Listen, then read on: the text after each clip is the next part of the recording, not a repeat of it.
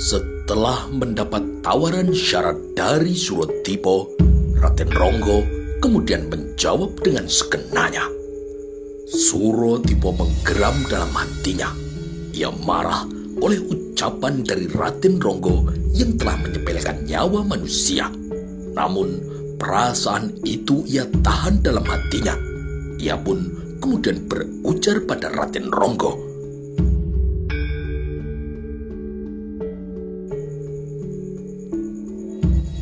"Baiklah kalau begitu, Raden. Bagaimana kalau Raden memberikan saya pelajaran berupa sekali saja pukulan aji gelap ngampar dengan tenaga dalam penuh Raden? Kalau saya mati, Raden boleh menganggapnya sebagai satu kemenangan mutlak dan Raden boleh melakukan apapun juga. Raden juga tidak perlu merasa bersalah pada saya." "Kau pasti tewas, Kakang. Tetapi aku ingin bertanya dulu, Kakang. Bagaimana kalau Kakang masih hidup?" cibir Raden Ronggo. "Kalau saya bisa bertahan dari pukulan Raden, maka Raden tetaplah pemenangnya. Karena Raden telah berhasil memaksa saya untuk meladeni Raden. Tetapi Raden harus ikut saya pulang dulu ke Mataram untuk menemui Gusti Senopati. Setelah itu terserah Raden. Kalau Raden mau pergi kemanapun, saya tidak akan menghalangi.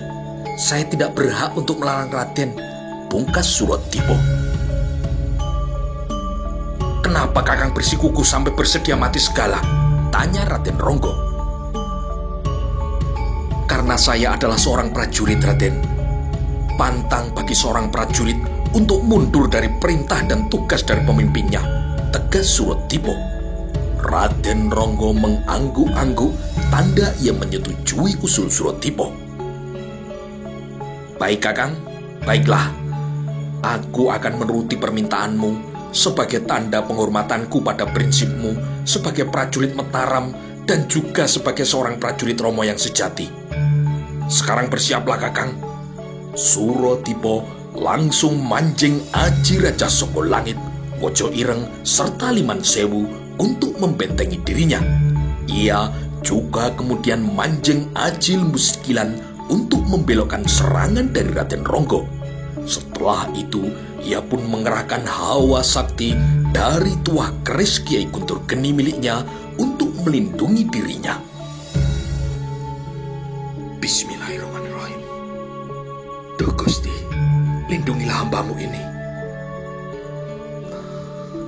Romo Guru, semoga seluruh ilmu yang telah kau turunkan padaku masih ada dalam diriku," batin Suratipo.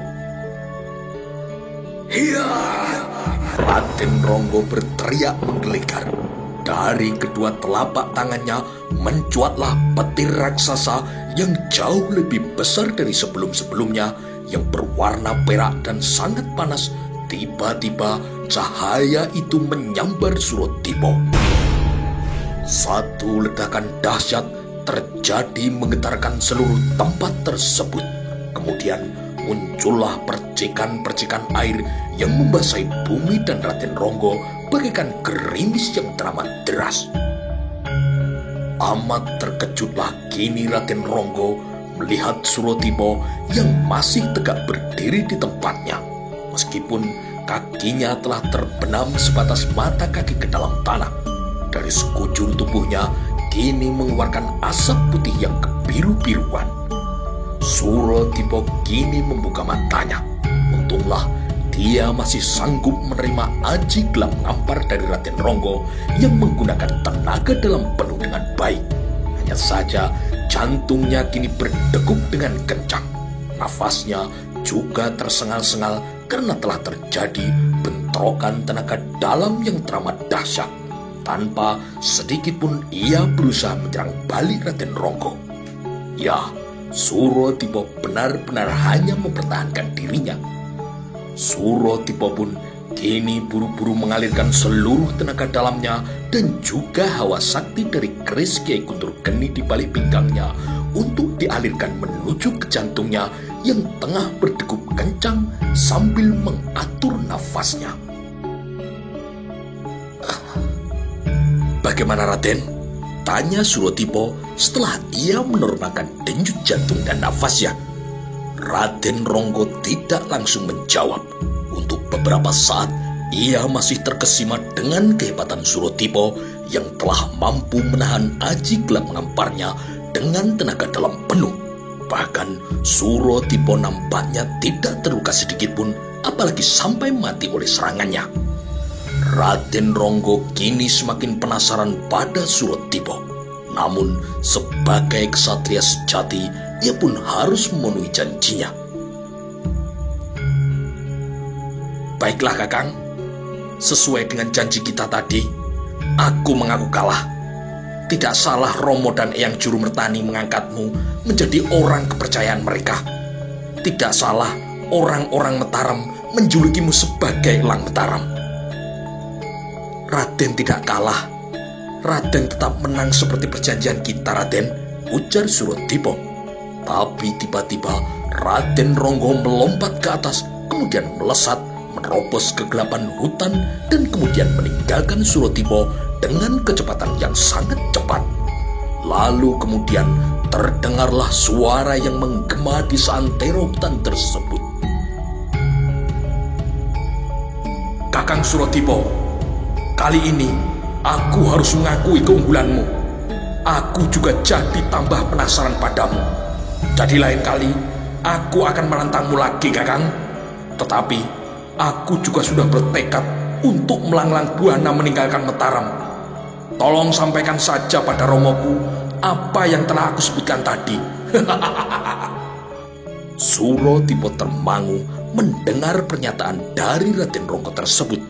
Ia juga merasa percuma untuk mengejar Raden Ronggo karena salah-salah Raden Ronggo akan kembali menantangnya.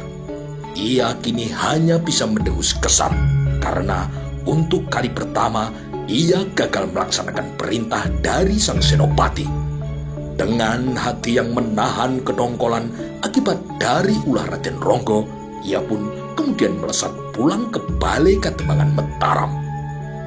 Malam itu juga, meskipun sudah menjelang subuh, Suratipo melaporkan semuanya pada Gusti Senopati dan Ki Jurumertani sesuai dengan kenyataannya. Sang senopati dan pamannya kini hanya bisa menggeleng-gelengkan kepalanya mendengar semua laporan dari Suratipo. Ya sudah, dalam hal ini kamu tidak bersalah, Nger Suratipo. Karena Tole Ronggo itu memang ya begitu itu sifatnya, sulit untuk dihadapi, ujar Ki Jurumertani. Ya, benar Suratipo. Sekarang kamu beristirahatlah dulu, pungkas sang senopati. Setiko dawuh Gusti, hormat Suratipo. Kemudian ia meninggalkan mereka. Sang senopati kini hanya bisa tertunduk muram mendapati kelakuan dari putra sulungnya yang sangat sulit diatur tersebut. Bahkan sekarang ia berani menantang seorang prajurit tinggi Mataram dan nyaris mencelakainya. Untunglah Suratipo yang ia tugaskan untuk menyusul Raden Ronggo. Sebab kalau prajurit yang lain mungkin sekarang hanya tinggal namanya saja. Ger, paman yakin suatu saat nanti Tole Ronggo pasti akan pulang kembali. Kamu hanya perlu berdoa saja, Ger, saran Ki Jurumertani. Sang senopati mengangguk. Paman, saya sudah menyerah mendidik Ronggo. Maka dari itu, sepulangnya Ronggo nanti, saya akan menitipkannya pada paman, agar dia nanti bisa mendapatkan pendidikan layaknya orang-orang Selo, paman. Ki Jurumertani pun mengangguk sambil tersenyum. Ya, tentu saja, Ger. Dengan senang hati, paman akan mendidiknya agar dia bisa menjadi wong Selo yang sejati. Sementara itu, rombongan Pangeran Benowo yang bergerak pulang dari Mataram baru saja sampai ke Keraton Pajang. Sepanjang perjalanan, Adipati Tuban nampak menahan kemurkaan hatinya karena 2 orang lurah prajurit utamanya telah tewas di tangan Raden Ronggo. Sementara Pangeran Benowo dan juga Patih Mojonegoro memilih untuk diam sambil memikirkan laporan yang akan mereka sampaikan pada Kanjeng Sultan.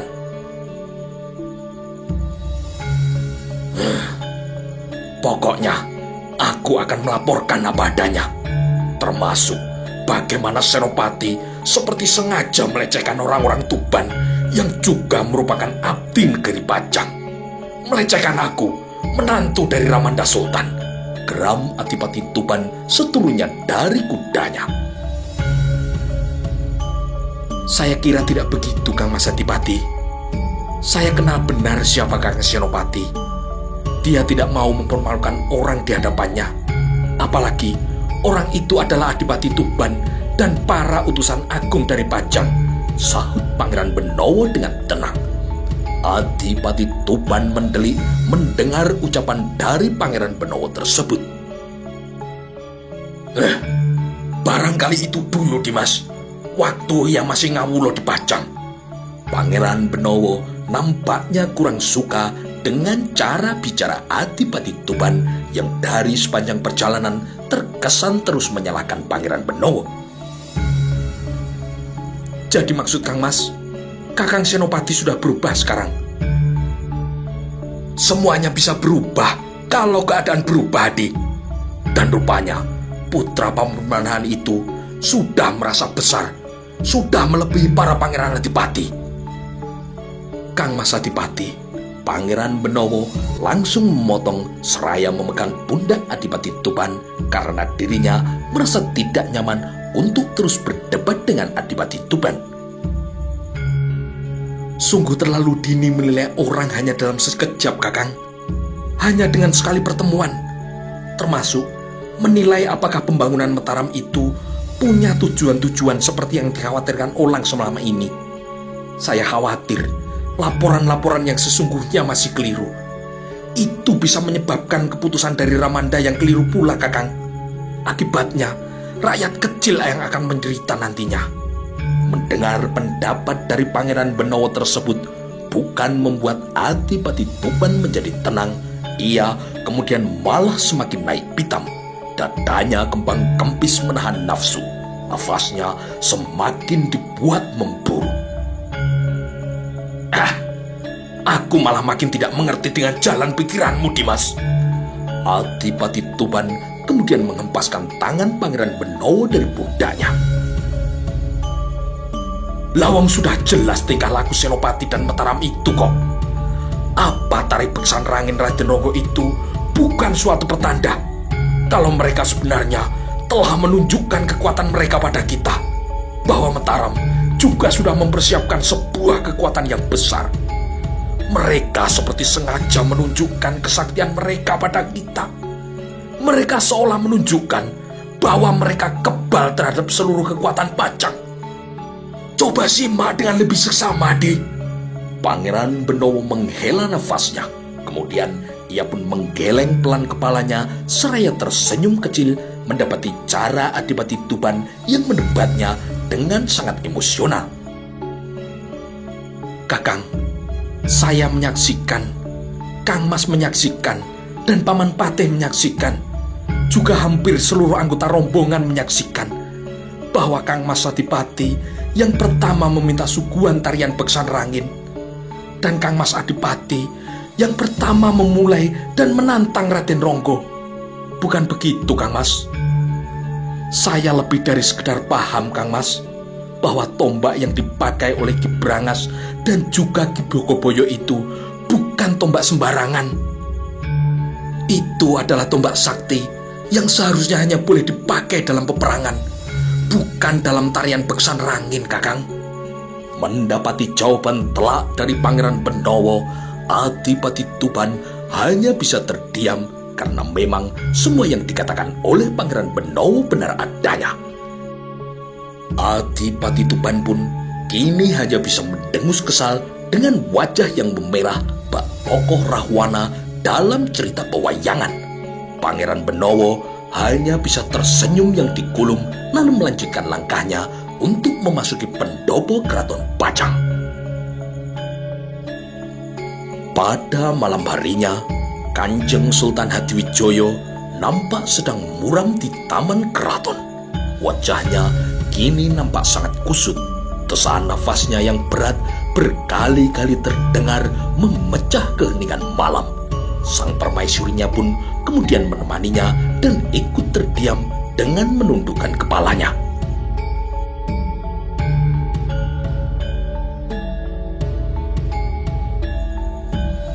Terus terang, apa yang kusampaikan kepada semua abdiku sangat bertentangan dengan naluri batinku, Nimas. Semua yang kukatakan sebenarnya hanya untuk pelipur hatiku yang takut. Sangat takut, Nimas, ucap sang sultan memecah keheningan malam dengan suara yang berat. Sang permaisuri pun kemudian menjura hormat, kemudian ia pun berkata, "Mohon ampun Paduka Sultan, maafkan hamba yang bodoh ini. Hamba tidak mengerti mengapa Paduka mesti takut. Mataram hanya satu tugu yang kecil dibandingkan dengan kekuatan Pajang yang maha perkasa ini." Sang sultan kini menghela nafas berat mendengar pertanyaan dari istrinya yang merupakan salah satu putri dari almarhum Sultan Trenggono. "Nimas, kau masih ingat dengan wirayat dari Kanjeng Sunan Giripraben yang pernah kuceritakan? Bahwa nanti, suatu hari di tanah Mataram akan muncul raja yang besar dan akan menguasai tanah Jawa. Dan bagi siapapun yang berani mengganggu, apalagi menggempur tanah Mataram untuk menggagalkan takdir dari Sang Maha Kuasa tersebut, ia akan terkena bilahi, akan mendapat kehancuran, Nimas." "Tetapi bukankah suatu hari itu belum tentu sekarang, Kakang?" tanya sang permaisuri. "Aku tidak tahu, Nimas.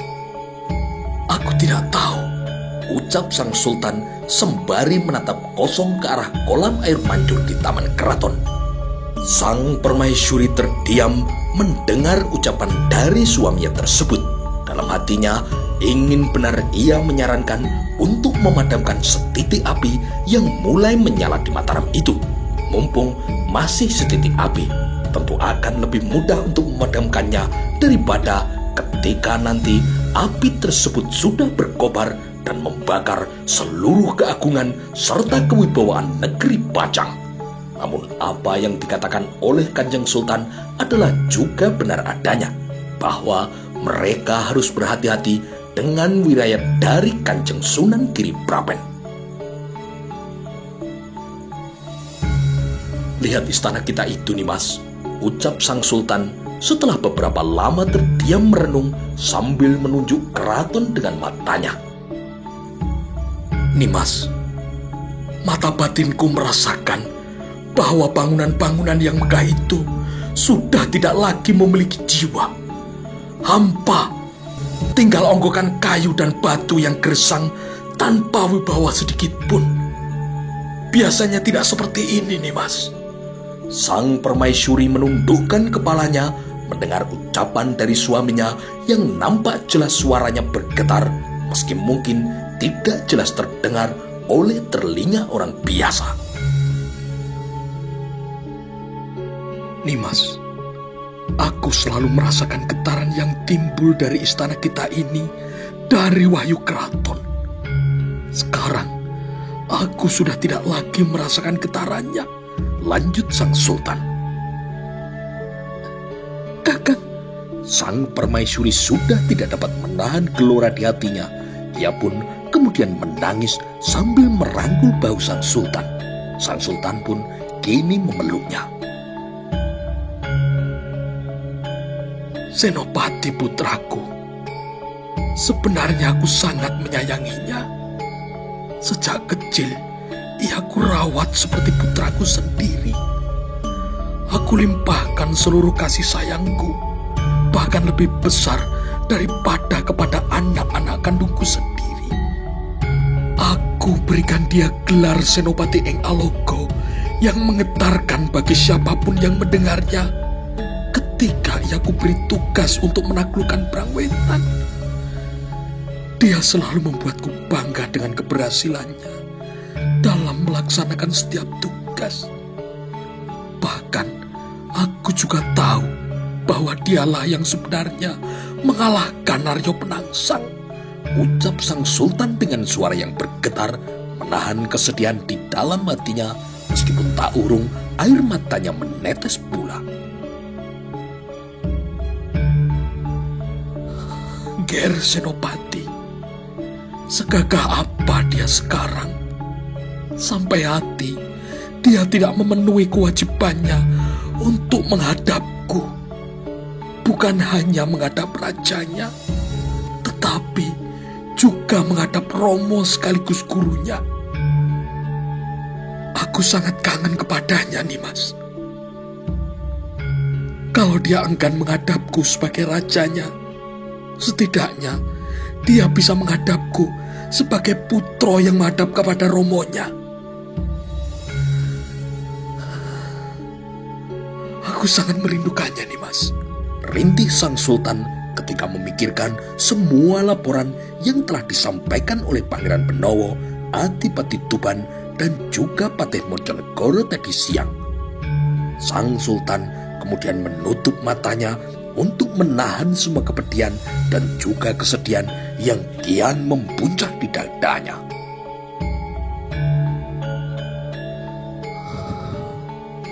Duh Gusti, haruskah aku berhadapan dan mengangkat pedang pada putraku sendiri? Dia sudah sangat melecehkan kekuasaanku. Kurang apa aku di matanya? Desah sang sultan. Sang sultan lalu membuka matanya. Ditatapnya seluruh bagian taman keraton. Di matanya terbayanglah kini sosok sang senopati yang masih kecil sedang bermain dengan Pangeran Benowo di taman keraton tersebut. Terbayang pula bagaimana ia dulu yang sendiri telah turun tangan untuk mengasuh sang senopati dan juga Pangeran Benowo. Sang sultan juga kembali teringat bagaimana secara langsung ia mengajarkan seluruh ilmu ketikcayaan dan juga ilmu kanuraganya pada sang senopati, sementara Pangeran Benowo nampak tidak tertarik dengan semua ilmu kanuragan dan ketikcayaannya. Teringat ia bagaimana mengajarkan ilmu mengaji dan juga tata negara pada sang senopati bersama dengan Pangeran Benowo setiap malam. Kembali, kini setetes air yang bening turun dari mata Kanjeng Sultan dengan diiringi desahan nafas berat dari nafasnya. Ketika wajah sang senopati yang masih kecil kini tergambar sedang tersenyum, tergambar jelas di pelupuk mata Kanjeng Sultan.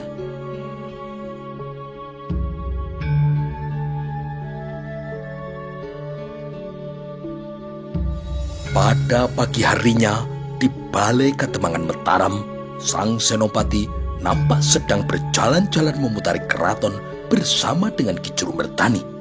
Wajah sang senopati nampak sangat murung setelah semalam ia bermimpi ketika ia masih kecil bermain dengan Pangeran Benowo dan sedang diasuh langsung oleh sang sultan.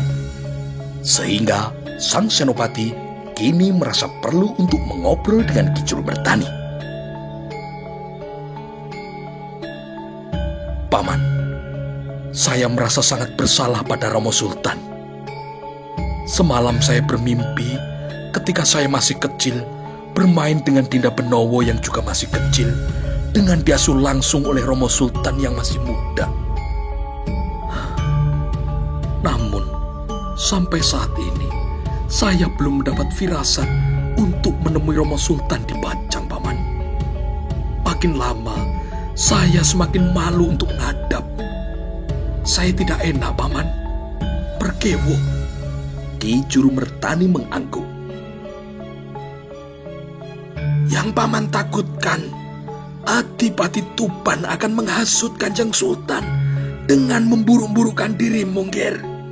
Bisa saja dia membesar-besarkan persoalan ini. Sebagai raja yang bijak, Romo Sultan tidak akan terpengaruh oleh omongan dari satu pihak, Paman. Beliau akan memperhitungkan segala sesuatunya dengan lebih cermat. Saya yakin Dinda Benowo akan lebih sehat dalam menilai Mataram. Tetapi, kalaupun terpaksa harus terjadi, misalnya Pajang akan menyerbu Mataram, kita harus siap mempertahankan setiap jengkal tanah Mataram sampai penghabisan darah kita, Paman. Karena ini adalah amanat dari Romo Pemanahan almarhum, Paman, ujar sang senopati. Ki Juru Mertani mengertukkan tongkatnya ke bumi saat mendengar ucapan sang senopati tersebut. Jangan sampai hal buruk itu terjadi, Ngel. Itu tidak baik. Harus ada jalan untuk menghindari cara-cara kekerasan seperti itu. Bukan adat orang Selo untuk membalas susu dengan tuba, Ger, tegas Ki Juru Mertani. Sang senopati menghela nafas panjang sebelum berujar. Jangan terlalu merendahkan diri kita, Paman. Susu yang diberikan oleh Romo Sultan kepada kita tidak cuma-cuma. Kita telah membayar susu itu dengan mahal, dengan memberikan harga diri dan juga kebanggaan kita terhadap rakyat Pajang, dengan mengalahkan Aryo Penangsang dan juga orang-orang Jipang Panolan yang mencoba menjadi matahari kembar bagi sang sultan. Kita semua lebih dari tahu bahwa sebenarnya seluruh wilayah Pajang yang dulunya adalah wilayah Demak adalah pemberian dari Kanjeng Ratu Kalinyamat selaku pewaris seluruh hak Kesultanan Demak yang telah runtuh. Bayangkan, Paman, Romo Sultan mendapat seluruh wilayah bekas kekuasaan Demak untuk dia kuasai. Padahal yang telah berhasil mengalahkan Aryo Penangsang dan juga orang-orang Jipang adalah kita, orang-orang Selo, Paman. Sementara kita hanya mendapat perdikan Mataram dan Paman Penjawi mendapat perdikan Pati yang luasnya bahkan tidak sampai 1/10 wilayah Demak yang kini dikuasai oleh Pajang. Jadi jangan Paman mengabsahkan keengganan saya untuk menghadap Romo Sultan sebagai tuba, Paman. Ki Juru Mertani tersentak hatinya mendengar ucapan panjang lebar sang senopati tentang haknya tersebut yang memang sepenuhnya adalah benar. Berkat kecerdikan dan kemahiran politik dari Kanjeng Sultan Hadiwijoyo, ia bisa menguasai seluruh bekas wilayah Demak, sementara orang-orang yang berjasa dalam menaklukkan negeri Jipang hanya diberi tanah perdikan yang tentu saja wilayahnya sangat kecil apabila dibandingkan dengan luas wilayah Pajang. Padahal dalam sayembaranya, Kanjeng Ratu Kalinyamat telah menjanjikan bagi siapapun yang berhasil menumpas Aryo Penangsang, dia akan mendapat seluruh tanah bekas wilayah Kesultanan Demak dan juga Kalinyamat beserta seluruh isi dan kekayaannya. Kanjeng Sultan Hadiwijoyo berhasil memenangkan sayembara tersebut dengan memakai jasa orang-orang Selo. Namun begitu, Ki Juru Mertani merasa tetap wajib untuk menasihati sang senopati.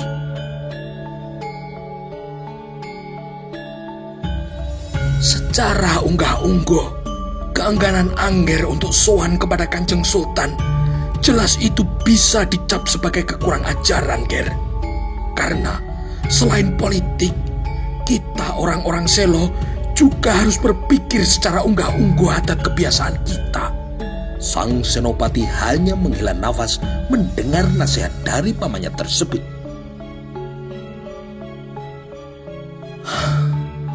Terserah yang menilai, Paman.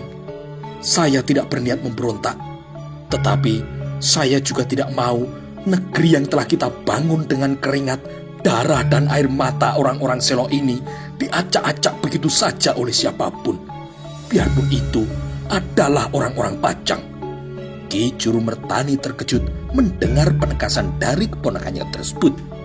Ia kini hanya menatap tajam sang senopati sebelum akhirnya ia pun kemudian membuka mulutnya lagi. Angger, jangan salah sangka. Jika ada siapapun yang berani mengacak-acak tanah Mataram, niscaya pamanmu dengan tubuh tuanya ini yang akan berdiri di barisan paling depan untuk mempertahankan setiap jengkal tanah Mataram. Walaupun orang-orang itu adalah orang-orang Pajang, Ger, tegas Ki Juru Mertani yang merasa sudah terlanjur, sudah kepalang basah dengan perkembangan situasi politik saat itu.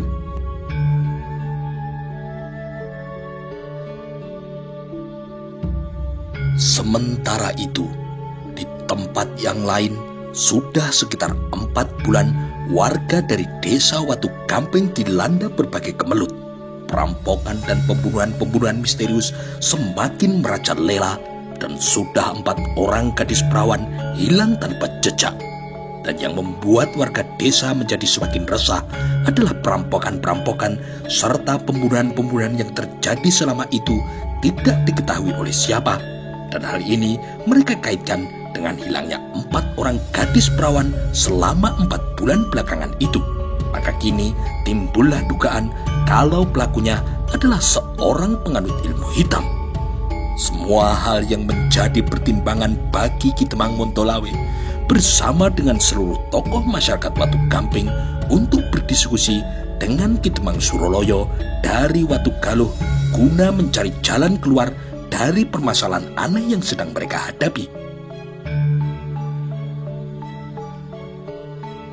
Berbagai ikhtiar telah kami lakukan untuk menanggulangi masalah ini, termasuk menyewa para pendekar bayaran. Tetapi tetap tidak berhasil, Ki Temang. Semua pendekar itu tewas secara mengenaskan tanpa kami ketahui siapa atau makhluk apa yang telah membunuh mereka. Hal tersebut semakin membuat warga desa kami ketakutan. Mungkin Kakang Temang bisa membantu kami untuk mencari jalan keluar yang terbaik dari masalah yang pelik ini. Pungkas Ki Montolawe menutup babaran ceritanya. Benar, Ki Temang. Malah menurut beberapa saksi mata, pelakunya adalah seorang gendruwo yang bisa menembus tembok, sehingga ia bisa merampok dengan mudah. Ki Gondo, salah satu tokoh masyarakat Watu Gamping, ikut menimpali. Ki Temang Suroloyo mengangguk-angguk. Memang kegemparan dan isu tentang gendruwo ini bukan hanya terjadi di Watu Gamping, tetapi juga terjadi di Watu Galuh dan juga katemangan-katemangan di sekitarnya. Sebenarnya, isu tentang gendruwo tersebut pun juga sudah menyebar di Watu Galuh ini, Ki Temang. Setelah beberapa warga kami juga melaporkan kehilangan harta benda mereka. Saya sendiri pun sebenarnya sudah berniat untuk melaporkannya pada Gusti Senopati di Mataram apabila masalah ini terus berlanjut. Mungkin sebaiknya Dimas Temang Montolawe juga melaporkannya pada Kanjeng Adipati atau langsung ke Kota Raja Pajang, Dimas. Ki Temang Montolawe dan Ki Gondo saling memandang. Lalu kemudian terdengarlah suara desahan nafas berat dari Ki Temang Montolawe.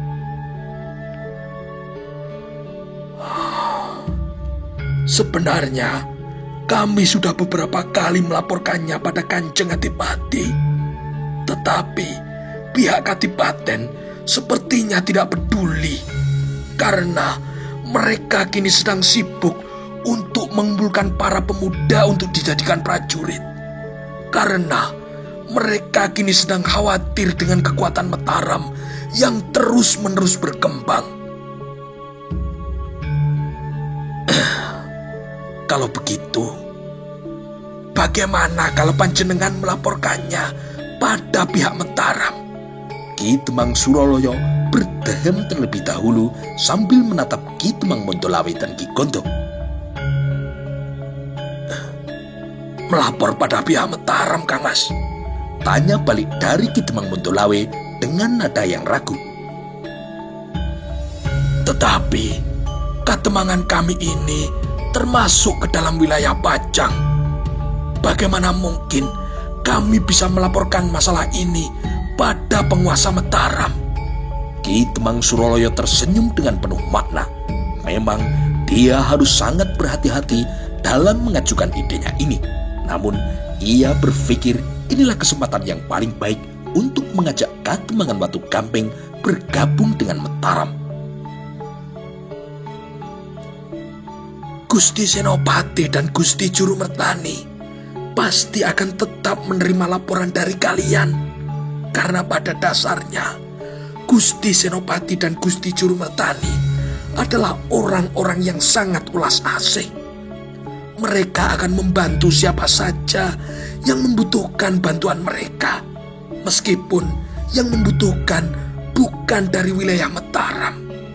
Ki Temang Montolawe dan Ki Gondo saling terdiam. Mereka nampak memikirkan usul dari Ki Temang Suroloyo tersebut. Ki Temang Suroloyo kian menekankan pengaruhnya dengan kemudian berujar, "Mungkin panjenengan masih ingat pada peristiwa paceklik dan juga wabah hama yang menimpa desa kami sekitar beberapa tahun yang lalu, Dimas.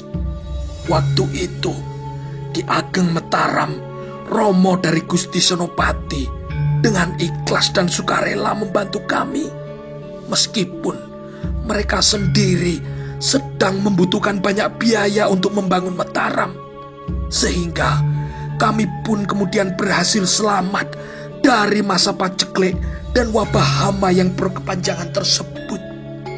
Ki Temang Montolawe mengangguk-angguk. Ki Temang Suroloyo pun kemudian menambahkan ucarannya, "Dan yang paling bisa kita ingat adalah Gusti Senopati telah mengirimkan utusannya yang bernama Raden Surodipo untuk mengatasi masalah yang telah ditimbulkan oleh Temang Serawean dan juga Nyai Narasati. Dan Raden Surodipo pun juga telah berhasil mengatasi masalah tersebut dengan baik tanpa menimbulkan perselisihan antara pihak Mataram dengan pihak Pajang."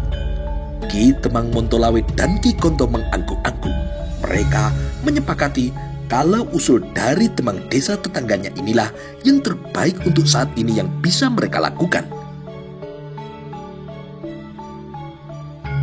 "Baiklah Kakang, kami akan mencoba mengirimkan utusan dan persembahan kami ke Mataram.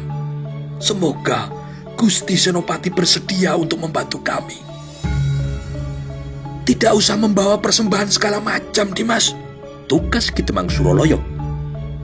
"Cukup bawa surat saja untuk menyampaikan maksud panjenengan pada Gusti Senopati.